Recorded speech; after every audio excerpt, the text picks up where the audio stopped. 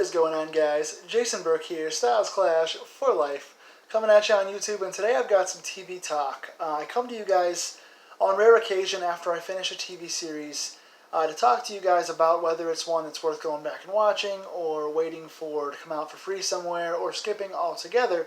I haven't brought you guys a TV talk in a while, and I just finished a pretty fun creative show in the horror community, so I figured out of solidarity to our independent horror creators and the people that are on top of the horror industry today, I wanted to bring you guys my review of a little show called Holliston. Now, some of you guys might already know what that is, and some of you guys might not. It was a FearNet show that lasted about 2 years. I was on the air from 2012 to 2013. It was 2 seasons.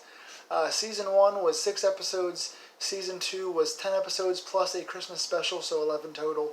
So this show ran 2 seasons and 17 episodes on FearNet, back when FearNet was still a thing. And it's Adam Green. You guys know, if you've watched reviews on my channel in the past, you guys know I love Adam Green. He is the quintessential independent horror filmmaker that made it big and now makes top quality horror films with his style of indie roots. A lot of you guys know the Adam Green story with Dee Snider. So Adam Green wrote this little over-the-top comedy show with a lot of horror insider things, horror references, horror guest appearances. It's essentially what you would call a horror comedy for hardcore horror genre fans. It was written, all the episodes were written and directed by Adam Green, and they were produced and worked together by Adam Green and Joe Lynch. Adam Green, if you guys don't know who that is, he is the writer and director of the Hatchet series. He's done Frozen, Digging Up the Marrow, I believe was his.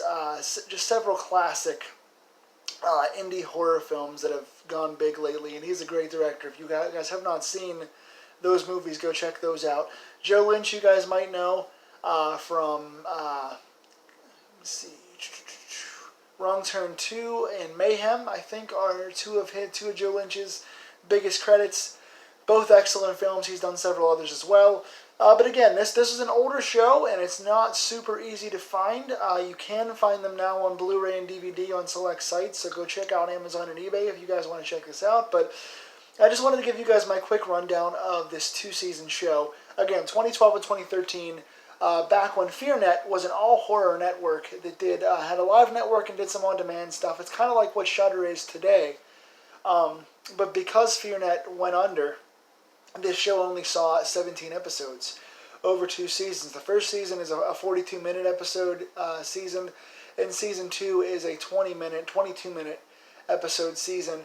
And the first season, basically the show in general revolves around 4 actors that kind of play versions of themselves, very outrageous versions of themselves, where Adam plays Adam, Joe plays Joe, and so on, but they're not necessarily fully themselves, but they're partially themselves, turned up to a loud dial.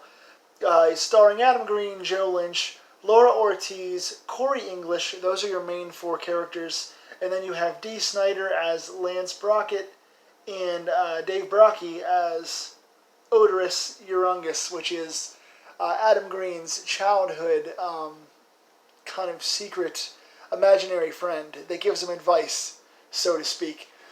So the premise is that Adam and Joe live together in this beat-up apartment. They're 2 starving artists struggling to make it. They want to be horror directors.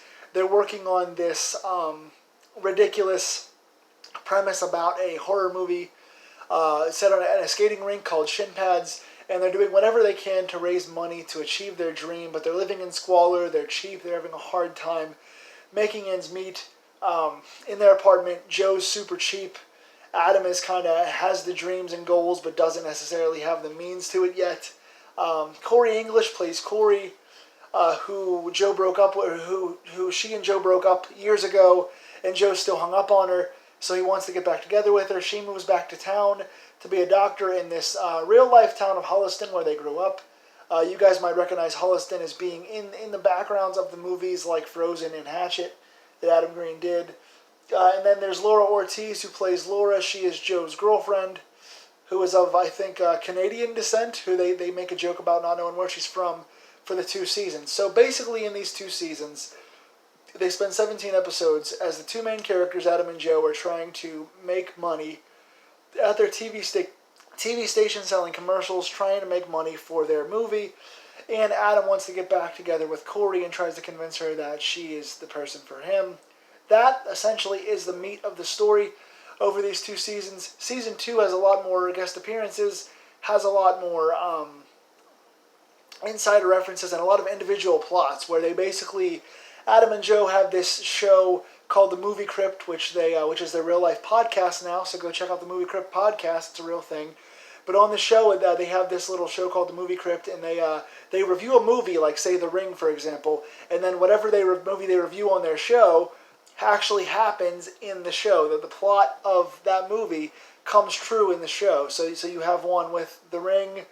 There's one about werewolves, which they do American Werewolf in London, stuff like that. So you see a lot more individual plots in season 2, but there's a lot of references not only to horror things and movies and franchises that Adam and Joe love in this series, but also a lot of personal references to meta things, like this being a written show. They often refer to so-and-so's character gets this line of dialogue, or why did Adam write this way, or they make jokes about Adam being a terrible writer for Hatchet and stuff like that, teasing about how some of his movies are terrible, stuff like that. So it's very meta, it's very show within a show, making fun of the fact that it's a show, while also referencing other horror films and other things in the genre. So if you like over-the-top characters, if you like just seeing die-hard horror people in their element, if you like a lot of references about horror, I think you'll appreciate this. Again, it is very tongue-in-cheek, it is very over-the-top, it is very self-referential. It's not your standard sitcom comedy, it's very over-the-top. But they do have a lot of appearances. You see Dee Snider obviously is a character in this, which is super over-the-top. He's in a cover band, classic hair band kind of thing, androgynous, really enjoyable character. That's a lot of fun. Laura Ortiz is kind of the dim-witted character that's very kind of Kelly Bundy, kind of airheadish, which at times gets a little annoying, but she pulls it off well. I like her. Corey has the most grounded character. She's the most realistic of the characters. The other ones are all kind of turned up, where Corey English kind of steals the show, is the best actress here, and she kind of is more realistic compared to the rest of them. Odorous is Dave Brockie. He's kind of the ridiculously over-the-top one. But again, you get appearances from so many actors. Kane Hodder's got a recurring character in this show that comes back a few times. Tony Todd as Candyman. Tony Todd comes on for 1 or 2 episodes here. You get Seth Green comes on for two episodes here. Who else? There's so many on this show. My goodness. John Landis is on a few episodes. Danielle Harris is in an episode. There's just a ton of fan service to the horror genre. I do wish this show got more of a chance to play out. Adam and Joe did say about in 2015, I think, 5 years ago, they were going to make a 3rd season. It never did air. Sadly, after the show was over, Adam and Joe had other projects to go work on. Corey English got pregnant and had a child, so she wasn't acting as much. I don't even know if she acts as much to this day. Dave Brockie passed away, and FearNet went under. FearNet lost its funds and was no longer a network, so there was no longer a place to put this show. I personally would love to see this show come back to Shudder, or like some kind of an all-horror network, even if we just did a podcast thing. But I would love to see Adam Green's Holliston come back to Shudder. So if you guys want to see that, talk to Shudder, go on Twitter and go to their website, email them, see if you guys would like to bring this back. But what do you guys think? Have you seen this show? And if not, does it sound like something fun to you?